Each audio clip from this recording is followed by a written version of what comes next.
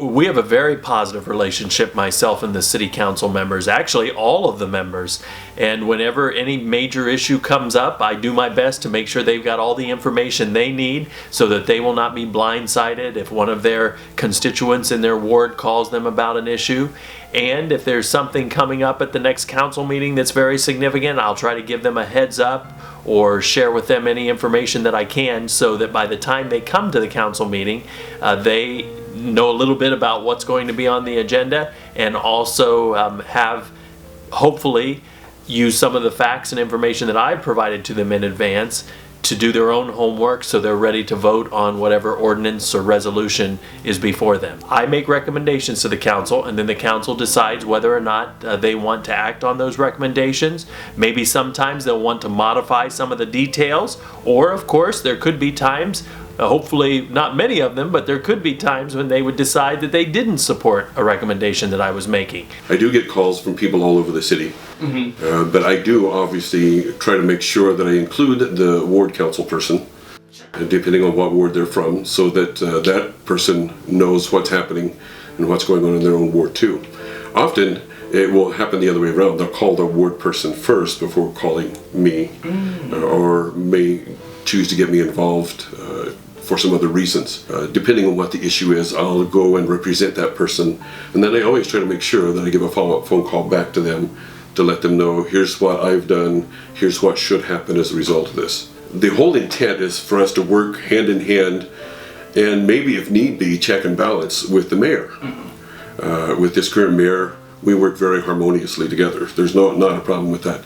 But that was the whole idea, is that the council could overrule the mayor if need be, or something like that, way back when this was first established. To be honest, he's the catalyst to say, hey, what if we do this, and how about if we do that? And then we get together and work together on how we can accomplish that. First, I'd like to say I've lived in my ward for 30 years.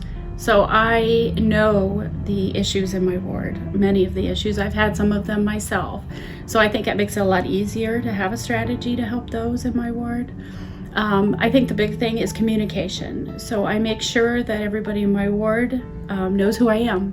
I try to post it on Facebook. I try to post closings for whether the trash is going to be late. I try to post any upcoming changes that they might have, my name, how to contact me. My biggest strategy is communication. I think it's important that they know that I'm there and I address their issues. When I first started council, some people would call me and they're like, wow, you actually called me back. You know, I think that was important, that they didn't feel that they had a voice. I want to give them that voice. We really do operate as a strong team, and for that reason, I'm hoping that anything that I would recommend to council would hopefully make sense to just about anyone, whether they were on the city council or not on the city council. Each of our council members receives their information packet about all the agenda items that will be on the next council agenda. They also will receive a copy of the ordinances that are being proposed, and if there's any supporting information that goes along with it, they'll receive that days in advance before the council meeting. During that period, between the time they receive that information of what's going to be on the agenda and the actual council meeting, they then hopefully will do their own homework. Maybe that means calling me and asking me, why are you doing this, Mayor? Why are we suggesting this? Or perhaps they're calling a department head. Maybe they're calling the street department to find out if we're getting the best price on asphalt or something like that. So that by the time they come to that council meeting, hopefully they've done their homework and are well versed on the agenda items. So basically an ordinance is just that. We are ordaining into law those things that we're voting on. A resolution is just what it sounds like. We are resolved to address this issue. We're delivered a packet on Friday before the meeting, and that's delivered by the police. A lot of people don't know that. So my neighbor's like, why is the police rolling up in front of your house? Is delivered by the police to ensure chain of custody. I and the other council members, I think I can safely say this about them too, try to make sure that there is a distinctive line between council work and our professional jobs. A lot of times the work on city council is not as glamorous as it may appear. A lot of times it's going over numbers, crunching numbers, looking at budgets, and things like that. It may not be as glamorous as what it would sound or look in other cases. There's a lot of work that has to go on behind the scenes. For those watching a council meeting, they may not understand all the work that goes into a meeting prior to a meeting. So when I receive my packet, as I know most council members, we start reviewing on Friday. Many phone calls may be made to department heads or the finance director, or maybe even the mayor, to inquire about certain ordinances that have been presented to us. And so by the time I get to the meeting, I've already have all my facts and all my questions answered. So some council meetings, there's not a whole lot of a discussion, and that is why. Every day is different. So obviously I have a day job at the Cancer Association as the director, but a lot of times I will get phone calls while I'm here. That allows me to be able to call the city during the day. Sometimes I'll return phone calls in an evening. Of course, I attend meetings and ribbon cuttings and any event that I can attend to support my city, but it does change every day. When somebody has an issue, they need to be heard. So just listening to them, express their concern or whatever the issue is, and then I will contact whatever department I need to contact. And to be honest, most of the time that department will just take care of it. So if somebody has tall grass, their neighbor won't mow their grass, then I'll call the department that I need to, and they will address that issue. But I think it's the most important thing is making sure that they're heard. The mayor and the city officials are great at working around our schedules. A lot of times our meetings are prior to work, noon ribbon cuttings or meetings, and all council meetings are in the evening.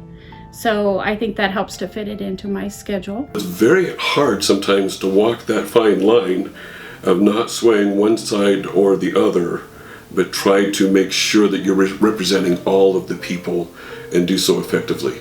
And I think that is the sincere desire of every person on this city council. We want to hear all the voices, whether they agree or not. We want to hear all the voices and try to address those concerns, but with a balanced approach. So my biggest duty is representing those in my ward. They will call me, they will have concerns or issues, and I need to help them navigate through that process.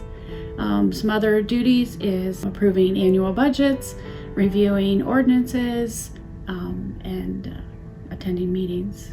I have a great relationship with the mayor, and I will not speak for all city council, but I would think that we all do. It is nice to be able to know that if I have a question, I just pick up the phone, I can call the mayor, I can call the finance director, I can call the law director and get the answers that I need. You know, we all have a united goal for Ashland. I guess we can see the future, you know, and we know what we want for the future of Ashland. So it's easier to work together to reach those goals. It has truly been a pleasure to work with this city council because our current council is made up of 5 individuals who have entirely different backgrounds. They represent a variety of different aspects of our community. You've got Angela Woodward, who serves as the director of the Ashland County Cancer Association, so she's very involved in the nonprofit side of this community. We also have Dan Lawson, Dr. Dan Lawson, who has spent his career at Ashland University and held high-level leadership positions at the school. We also have Bob Valentine, who has retired but owns a small shop downtown, a former state employee, and they just all bring a unique perspective to our city government. And the thing that I think I admire most about all of them is they do not have a political agenda. These are folks that, quite honestly, if you were to ask them, they probably never ever expected they would run for office, and they never expected they'd be on the Ashland City Council. And yet here they are, and they have no other desire than to do what's necessary to move Ashland forward. And I am firmly convinced that that is the reason why we have been able to accomplish so much in the last several years, is because there's no infighting. It doesn't mean we always agree on everything, and you see that sometimes at the council meetings with some of the questions and comments that are made by members, but we all do agree on one thing, and that is we want to do whatever it takes to set the stage for future growth for Ashland, and it's starting to pay off.